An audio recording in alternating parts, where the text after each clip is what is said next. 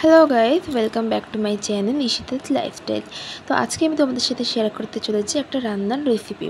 সেটা হচ্ছে মটর পনির। আর সেটা করতে আমাদের লাগবে গোটা গরম মশলা, গোটা জিরা, তেজপাতা, এরকম কুচিয়ে রাখা আলু, পনির, মটরশুঁটি, সাদা তিল, কাজু, কিশমিশ, টক দই, কাঁচা লঙ্কা আর আদা।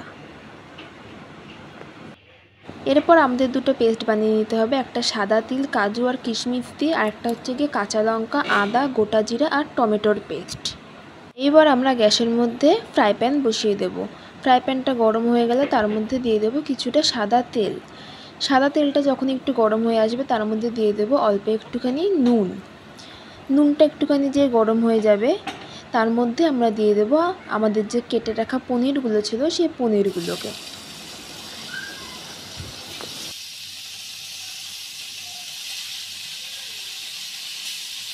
পনিরগুলোকে এবার কিছুক্ষণ লো টু মিডিয়াম ফ্লেমে হালকা লালচে করে একটু ভেজে নিতে হবে।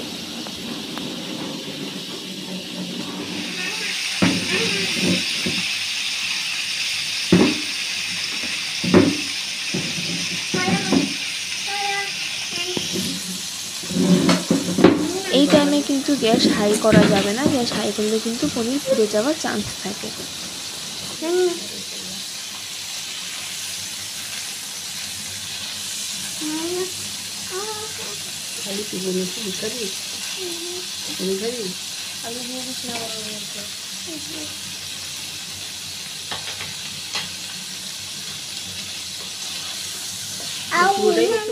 পনির আমাদের অলমোস্ট লাল করে ভাজা হয়ে গেছে।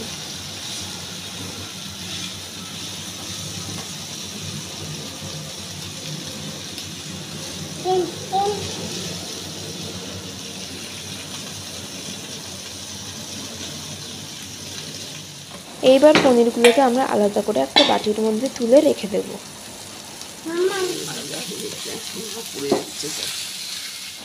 এরপর প্যানের মধ্যে আবার আমরা কিছুটা সর্ষের তেল দিয়ে দেবো। আপনারা চাইলে রিফাইন তেলও ব্যবহার করতে পারেন।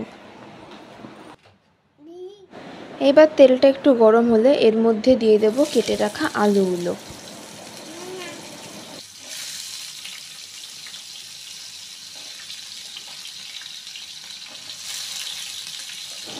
আলুগুলোকেও কিছুক্ষণ লো টু মিডিয়াম ফ্লেমে একটুখানি ভেজে নিতে হবে, যাতে আলুগুলো একটুখানি নরম হয়ে যায়।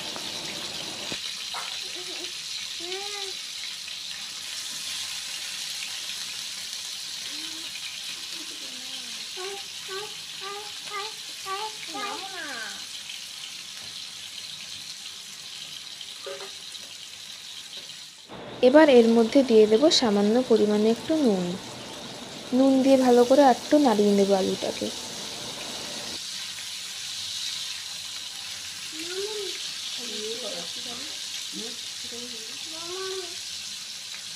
এইবার দেব সামান্য একটু হলুদ।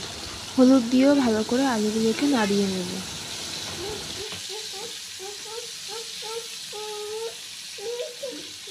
এরপর আলুগুলোকে একটু ঢাকা দিয়ে রেখে দেব। এরপর ঢাকাটা একটু খুলে দেখে নেব যে আলুগুলো একটু সিদ্ধ হয়েছে নাকি আর একটু লাল লাল করে ভাজা হয়েছে নাকি।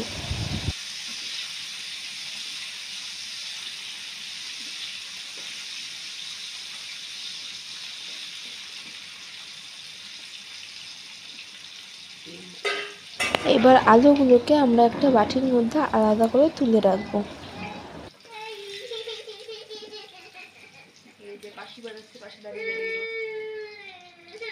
এরপর আমরা তেলের মধ্যে দিয়ে দেব গোটা গরম মশলা আর তেজপাতা।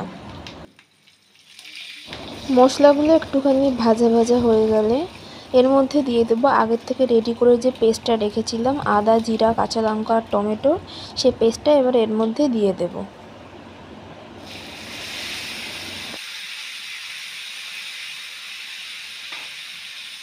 এবার ভালো করে নাড়িয়ে চাড়িয়ে মশলাটাকে কিছুক্ষণ একটু কষিয়ে নেব।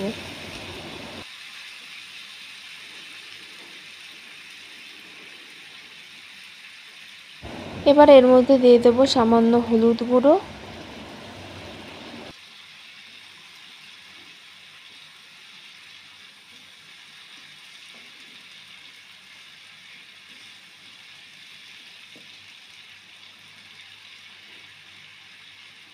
এবার দেব অল্প লঙ্কার গুঁড়ো, যে যেমন ঝাল খেতে পছন্দ করো সেরকম অনুযায়ী লঙ্কার গুঁড়ো দেবে।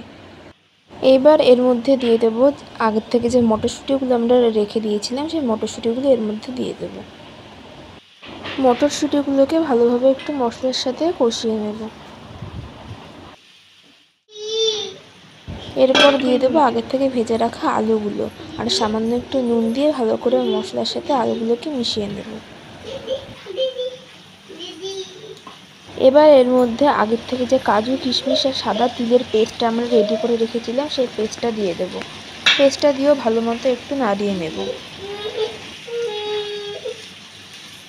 ভালোভাবে একটু নাড়ানো হয়ে গেলে এর মধ্যে দিয়ে দেব ফেটিয়ে রাখা টক দই। টক দই দিয়েও ভালো মতো আমরা সব কিছুকে একসাথে নাড়িয়ে নেব।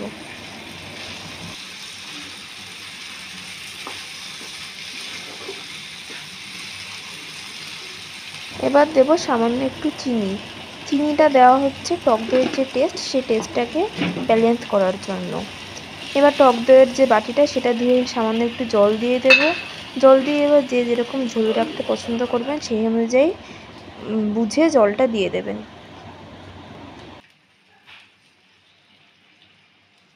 এইবার ঝোলটা একটুখানি নাড়িয়ে চাড়িয়ে রেখে দেব।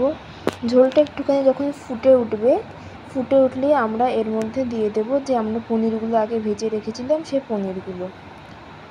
তো ঝোলটা আমাদের ফুটে উঠে গেছে, এর মধ্যে আমরা পনিরগুলো সব ঢেলে দিচ্ছি।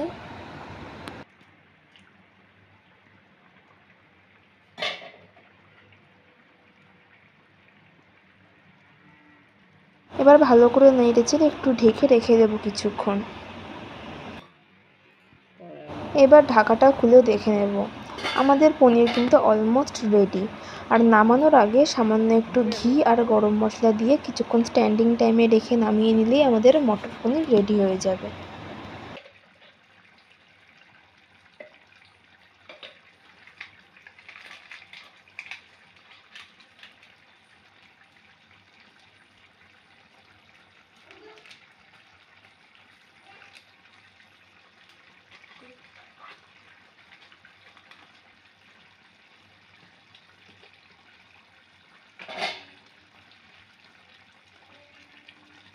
আমাদের মটর পনির কিন্তু একদম রেডি।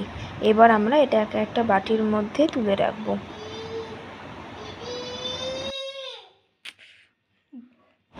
এই রেসিপিটা আমার শাশুড়ি মার, আপনারা অবশ্যই বাড়িতে একদিনকে ট্রাই করে দেখবেন, আর কেমন লেগেছে অবশ্যই জানাবেন। আর যদি ভিডিওটা ভালো লেগে থাকে তো অবশ্যই একটা লাইক, শেয়ার অ্যান্ড সাবস্ক্রাইব করে দেবেন।